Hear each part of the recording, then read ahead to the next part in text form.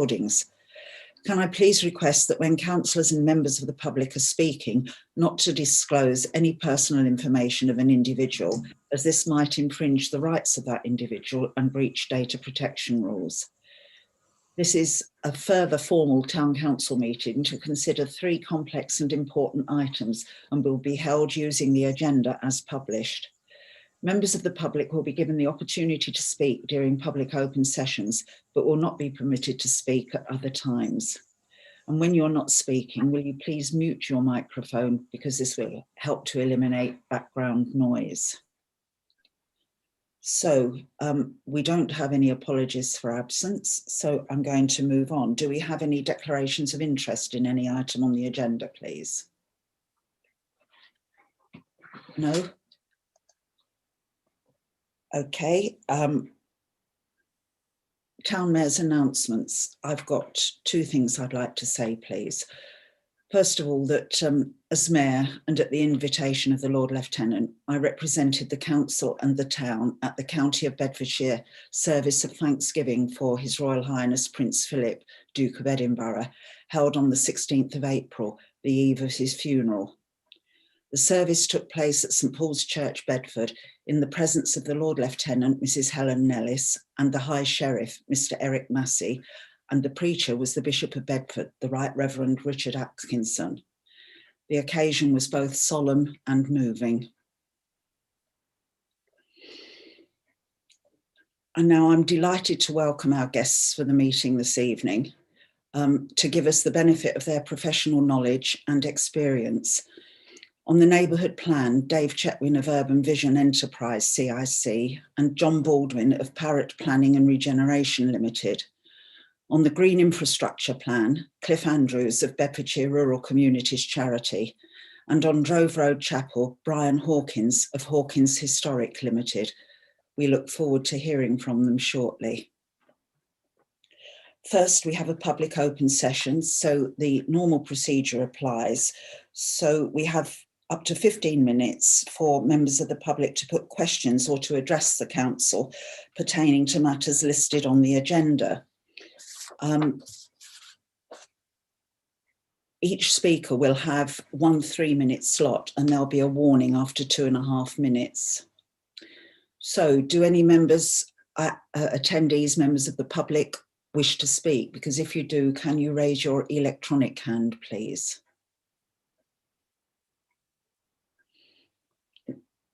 Nobody's signalling, so I'll move on. Now, looking at, oh, wait a minute, we have one other item on the agenda. Members' questions, sorry, members. Councillor Knight. Thank you. Pertinent to tonight's discussion. Roughly how many responses have we had to the neighbourhood plan consultation so far, please? I believe there to be approximately 380 to 400. I will check when my emails as we're talking through. That's brilliant. Thank you. Anything else from members? Councillor Alban. Yeah, thank you. I'm sure other councillors have noticed, but we now have a flock of pigeons resident in the market square. That's a fairly recent development, and these aren't the normal pigeons that you expect around here. They're not wood pigeons or rock doves or anything like that. These are like city pigeons, and I know some people enjoy feeding them, and kids, as all kids do, enjoy chasing them, but they have caused a bit of a problem, I think. They are damaging shops. Some shopkeepers have felt they need to put spikes up to dissuade them. So I'm basically asking, is there anything that we can do as a council to persuade Central Beds, I guess, to take a look at this issue and see what can be done? Can I respond, Madam Mayor? Yes, of course. Please go ahead. Okay. If you'd like to leave that with me, Councillor Alban, I will speak to our public realm manager, and I will get in contact with Central Beds, and I will see if we can look at some form of discouraging them. So leave that issue with me if you could, and I'll report back to you. Yeah, thank you. Are there any other members' questions, please? No? Okay, I'm going to move on. So our first item for consideration is the Biggleswade Neighbourhood Plan. With your papers, you have an introductory paper by me, and we can discuss anything that you wish to on that in a moment. But I would like to invite, first of all, Dave Chetwin, who I can see is with us, to talk to us about the neighbourhood plan, about where we are so far and what the procedure is going forward, because we're now getting much closer to the formal stages of the plan. So Dave, and John Baldwin is with us as well, who is the project manager for the plan. So Dave, can I hand over to you, please? Sure, yes, thanks for that. I got thrown out of the meeting about a couple of minutes ago, so thankfully I've managed to get back in just in time. Okay, so what I'll talk through is just a little background to the neighbourhood plan on its status and relationship to the local plan. I'll just talk through some of the progress so far, and then I'll set out the process from here onwards to make the neighbourhood plan. So, and I'll highlight during that the key decisions for the town council as well. So, you're probably aware that neighbourhood plan's been underway for a while, although I think last year COVID intervened for a while, and obviously everyone was preoccupied with that. So the neighbourhood plan, once it's made, the neighbourhood plan has to go through consultation and examination process and a referendum. But once the plan is made, it forms part of the statutory development plan for the area. So the neighbourhood plan and the local plan together form the statutory development plan.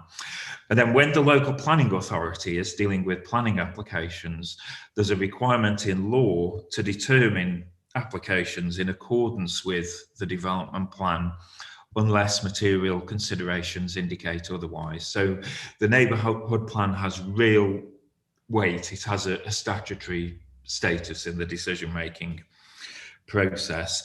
It's concerned with the use and development of land. It's planning policy, a planning policy document. So it's not a project plan, it's not an action plan, it's policy against which planning applications, development proposals will be considered. So planning obviously concerned with the use and development of land and looking at the social, economic and environmental impacts of development. So I mentioned the neighbourhood plan and the local plan form the statutory development plan together. There is a parallel process. Obviously, there's an emerging local plan, and actually there's usually an emerging local plan. The process of revision often starts immediately after the previous plan was adopted. So there is a parallel process of trying to influence and watching the local plan, seeing what's in that, and trying to make sure, as far as possible, through representations, that the local plan reflects the wishes of the town council. Both plans will apply as statutory planning policy. So I mentioned there's been some work on the plan on preparing technical reports on things like housing and local green space, and I think the green space actually is on the agenda later. There's been earlier engagement on the plan, but there's a further engagement exercise currently underway. There's work being done on the document and its evidence base to get that ready. So fairly quickly after the engagement process, a plan can be, a draft of the plan can be prepared, and then that will allow the plan to move to the next stages. So just running through those stages, the engagement exercise underway at the moment is an informal form of engagement. It's not the statutory consultation that will need to take place. So And that's really running past the aims and the themes and the overall the sort of strategy of the plan, and that's been set out in a consultation, an engagement paper. So the plan, as I mentioned, work's been done on the plan, but obviously after the engagement exercise finishes, fairly quickly a draft can be made ready. The draft plan will have to be screened. So a neighbourhood plan has to meet 4 basic conditions, and these are going to be tested through independent examination. And those basic conditions are having regard to national policy and guidance, being in general conformity with strategic local policy, so that's strategic policies and the spatial strategy in the adopted local plan. It has to help achieve sustainable development, so that means it has to deliver growth, but it also has to take account of the interests of future generations and consider social, economic and environmental sustainability. And the plan can't breach EU obligations, or now that's an equivalence in UK law, and that's where the screening exercise comes in. Also, incidentally, the plan can't breach human rights legislation. So screening will consider whether the plan requires a habitat regulations assessment or strategic environmental assessment. And if the screening says they are required, then they will have to be prepared and submitted with the plan. Now, the hope is that the screening will come out negatively and it won't need a formal SEA or HRA, but that remains to be seen. The plan will have to be put to the local planning authority, and they will be asked to screen the plan. And then when it's submitted, if SEA and HRA are not required, then we just need that confirmation from the screening process. That would have to be submitted with the plan. So it needs either a confirmation that SEA and HRA are not required, or it needs an SEA and HRA to accompany the plan.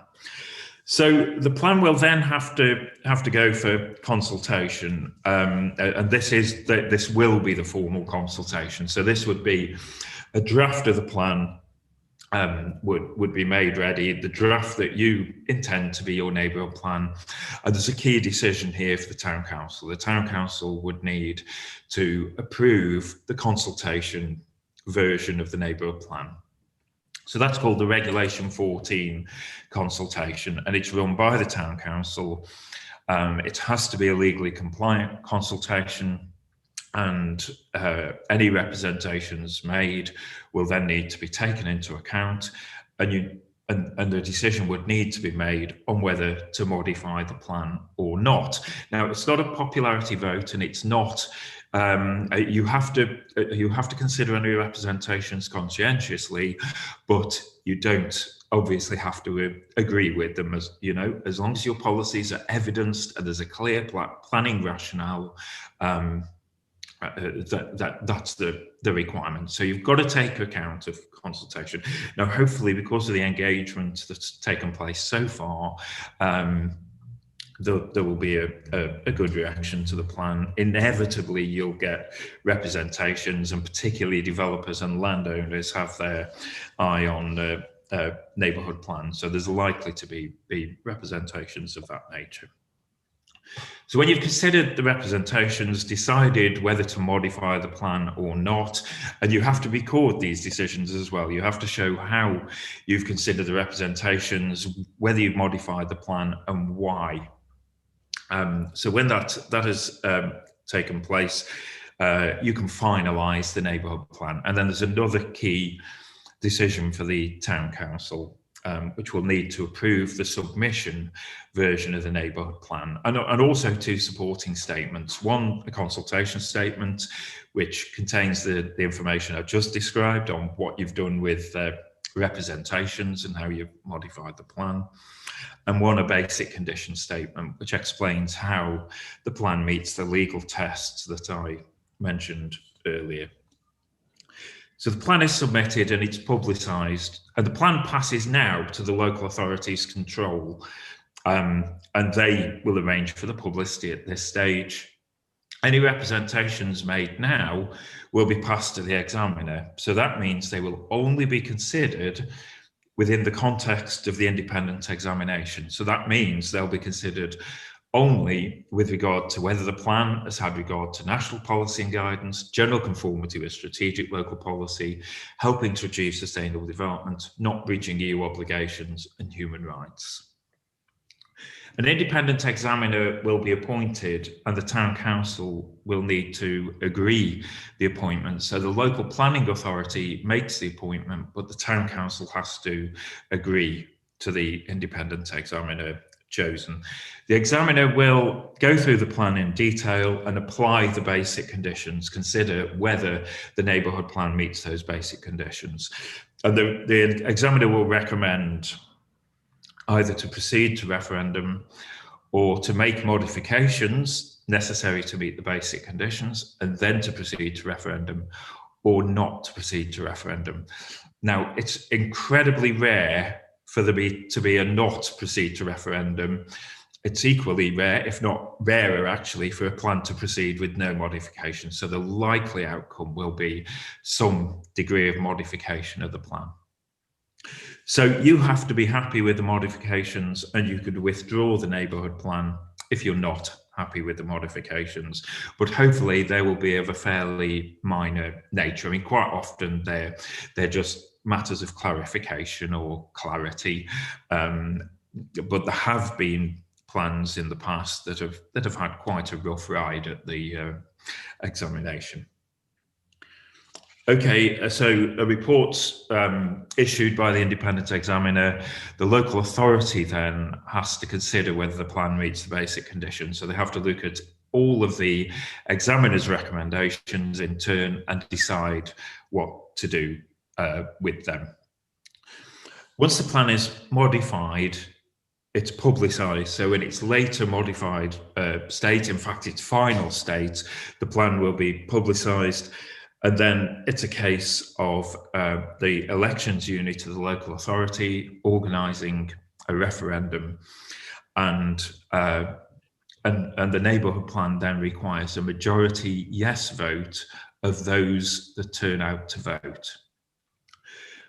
If the plan gets a yes vote, it has to be made. So there's no adoption on a neighbourhood plan. There's no discretionary decision on whether or not to adopt a neighbourhood plan. If there's a yes vote in the referendum, the plan has to be made by law as a consequence of that yes vote. And once the plan is made, I mean, to be honest, the moment it gets a yes vote, it carries pretty much 100% weight. But once the plan is made, it becomes statutory planning policy. I should mention that the plan will start to carry weight at an earlier stage. So once the plan has gone through the publicity stage and is in examination on non-contentious issues, it will carry weight. So it'll be a material consideration in the determination of planning applications. And as the plan then moves later and later in the process, it'll carry more weight. Once there's a yes vote, it carries 100% and then has to be made. So that's it really. That's the process the plan has to go through from now. John, I don't know if there's anything I've missed there, or Yes, good evening, everyone. No, I don't think you have, Dave. That's very comprehensive, I'd say. Chair, if I could just explain my role a little bit, fitting in with what David's told the members this evening. Basically, I've been asked to look at particularly the project management in terms of getting the neighbourhood plan through to adoption. So this is a process, as you've heard, which in the current timescale, and I believe that you've been circulated in your papers with a table of key milestones which give the likely or approximate dates. This is a process which takes us through to June of next year. So we've got a way to go yet, but basically, we're in a stage now where we're putting the whole plan together in terms of the second engagement, which concludes, as you've heard, on Bank Holiday Monday. Further to the reference to the number of responses, I do understand that we've had questionnaire responses online up in the high 400s now, which is definitely encouraging.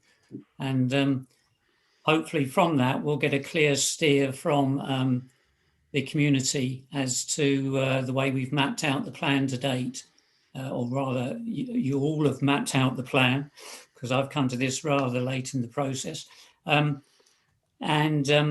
see how that fits together with how we take it along from here. But in project management terms, there's basically two stages to the rest of the process. One is the getting together of all the evidence documents and writing the policies and the interpretations that go with them, which will help justify it at examination. And then it's the process which Dave described, where the local planning authority, Central Beds, receive the plan from the neighbourhood plan group and from the town council, and take it really on a process which is quite clear and straightforward through to examination and then referendum. And the essential thing really in both processes is that the plan does take the community with it at all stages. Obviously, it's not a good idea to be going to a referendum if you're not pretty optimistic and pretty clear about what the result's going to be. And that's the situation we need to get into. So the milestones do set out that process. We've got a number of months now to make sure that the plan is the plan that we all want to submit, and that we've covered off all the different areas that Dave described. And we've got the two, I've highlighted on that, the two occasions when we do need to come back to the town council and get your affirmation that things are all present and correct, and we can move on to the next stage. So that's the role that I've taken on. I'm very pleased to do so, and you know, I've no reason to believe that we shan't be successful in the approach. Thank you, Chair. Thank you, John, and thank you very much, Dave, as well. Colleagues, opening to questions. Councillor Ramsey. Can I just ask, we've had a response of over 400. What's your usual percentage would you expect to get, Dave or John? What sort of percentage would you expect to get generally in these sort of circumstances? It's really variable, actually, particularly for an informal engagement stage. I think that's a fairly good response, I would say. A lot of people don't take that much interest in policy documents because it's not as tangible as, say, an actual planning proposal where a planning application is advertised. But that's a fairly good response, I think. The hope is really as well that any issues will be picked up from the responses now, and that will mean hopefully that by the Regulation 14 stage, that there'll be a good level of support for the plan. I mean, actually, by Regulation 14, a lack of responses can be a good sign. But that's not too bad. That's quite a few people. Obviously, it's only a proportion of the population, but that's often the nature of planning. There has been earlier engagement as well, so and the plan has been publicised, I understand, at different stages. So, okay, thank you, Mr. Tarrant. Can I just give an up-to-date figure? We've now just clarified the exact figure that currently stands at 480. Good. Thank you. Councillor Fage.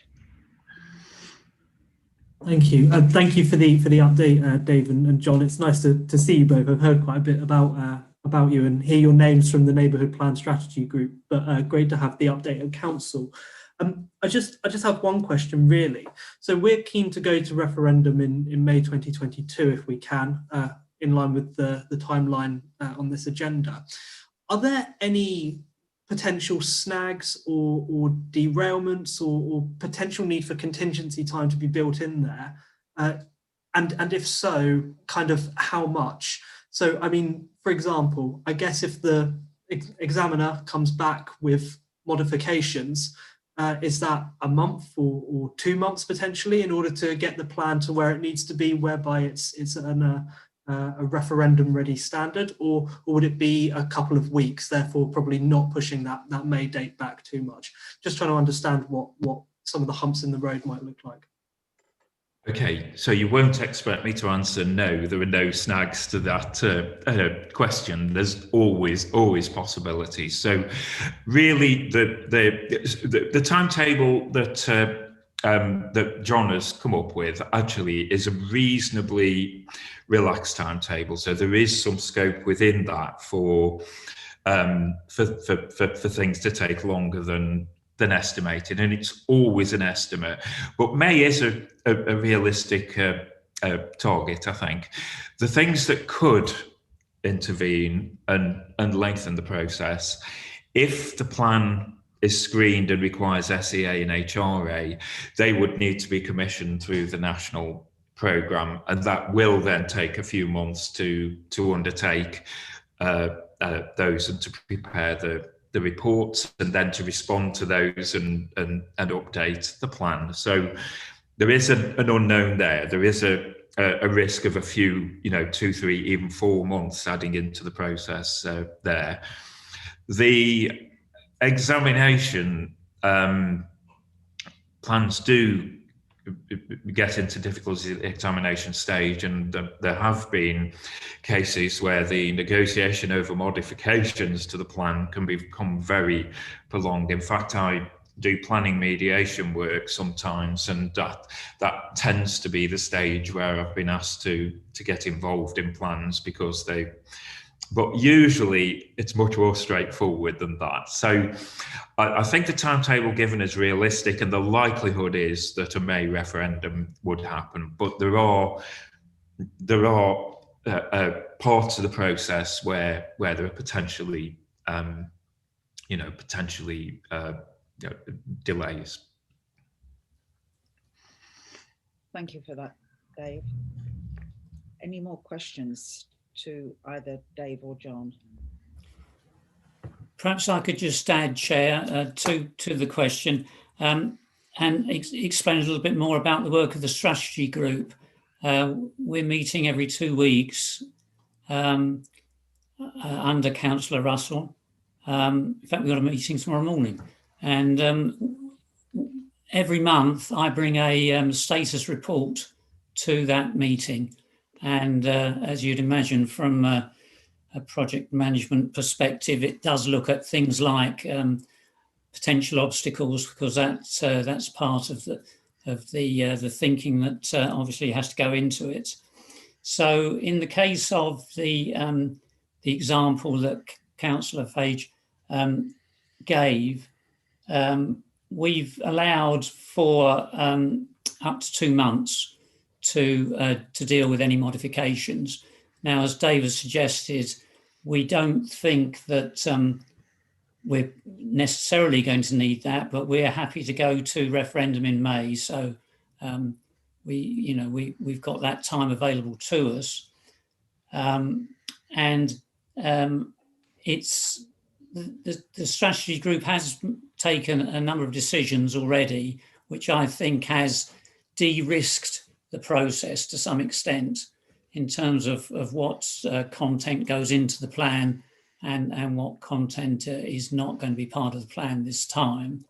So we constantly have that in mind, and so therefore I think that's a reasonable amount of time. But as Dave says, clearly things can happen at any time in this kind of process, and we have to be prepared to roll with it, and if necessary, make those adjustments. For example, we've recently commissioned through locality work on design coding, which we think is an important addition, and it comes at no cost to the town council, so that seemed another good reason to do it. And we're in the hands of ACOM, who are the consultants, to deliver that to time. But Dave and I have already discussed how we can probably exercise some parallel working to ensure that if we only get most of it and not all of it, that won't delay us. So that's part of the thinking, to always try and to allow for ways and means, I think you could say. Thank you. Mr. Tarrant, you want to come in? Just ever so briefly, if I can. I just wanted to say thank you to John and to Dave for their input, and just to reassure members really that we are applying the disciplines of proper project management now. So we do have a properly constituted program team and a strategy group, and there are regular reports going to both groups.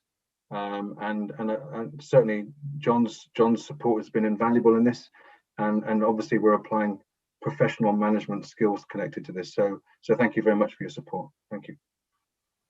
And I think also perhaps you should mention about the community engagement group, who have had several discussions about where we are with the plan, to give a chance for oral feedback. And so far the reception from the group has been good, has it not? Yeah. Yeah. It's a fairly regular item because obviously there's a lot of interest from our community. Yeah. Okay. So I'm still open for questions if anybody's thought of anything now. Otherwise, we really have to wait for the first draft that Dave will prepare once we've got the results of the public engagement, and then we can start to see where we're going. But I think we mustn't lose sight of all the other background work that has been mentioned, but gathering evidence for the plan, all the previous documents that have led into the plan, and councillors will know some of them. They'll know, you'll know about the town centre master plan of 2011-12, and you'll probably, some of you remember the town plan that was done through BRCC, that was led by completely by a resident group, and that was about the same time, 2010. And actually, if you look back at those and then you look at the decisions that the town council has made over the years, it does all flow through. So what we're expecting to see in the neighbourhood plan, I don't think is going to be a surprise to any of us. It's just the detail of it, what we really need to do, and Dave's skill in putting it in the right language so that the planners at Central Beds can interpret it properly. I think that's the right way to say it, isn't it, Dave? Yeah, I think the drafting is really crucial, and neighbourhood plans do vary a lot. Actually, local plans vary a lot as well in terms of the quality of drafting. So I can't overemphasise the importance of drafting policies and making those not just so they meet the basic conditions, but so they're an effective tool in the development management process. So what tends to work best there is making them as clear and checklisty as possible, so that even a relatively inexperienced development manager has a very clear steer. Thank you very much. Well, colleagues, you've got the report that was in front of you, and there is a recommendation to support the strategy for the neighbourhood plan and to endorse the way forward. So is somebody prepared to propose that? Councillor Fage? I'll propose that, please. A seconder, please. Thank you, Councillor Ramsey. So all those in favour of supporting the strategy that has been outlined tonight for the neighbourhood plan and to endorse the way forward, all those please show.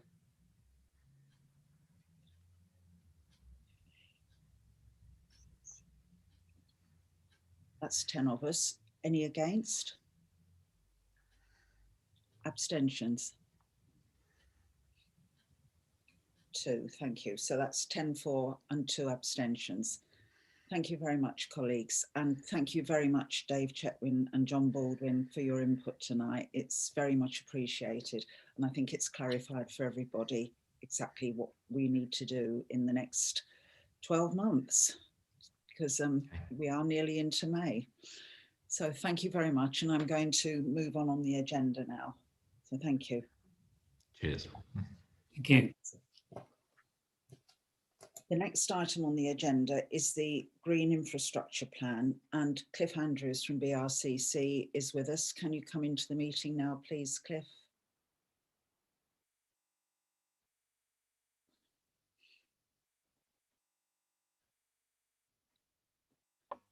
I'm not seeing Cliff yet. Is somebody letting him in? Yes, no.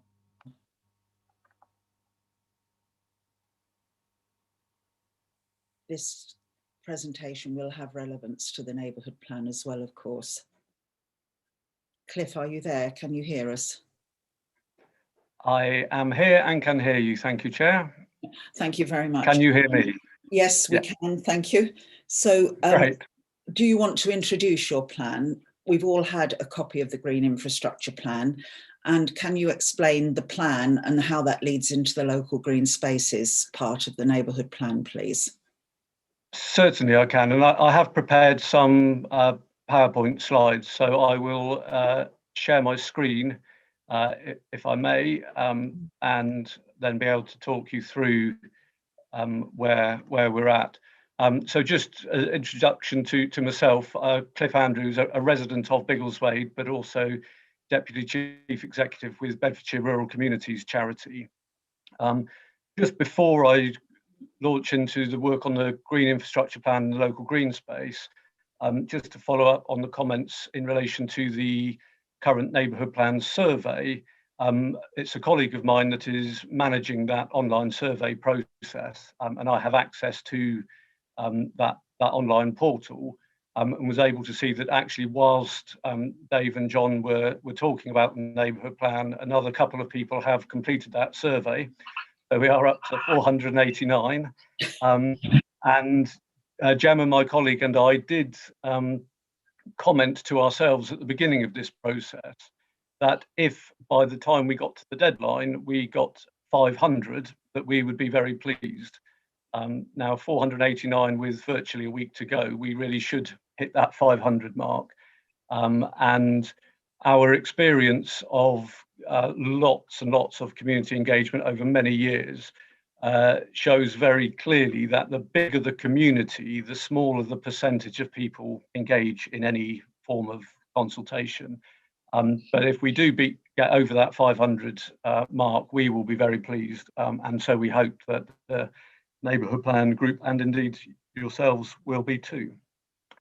Okay, so moving on with the Green Infrastructure Plan work we've been doing.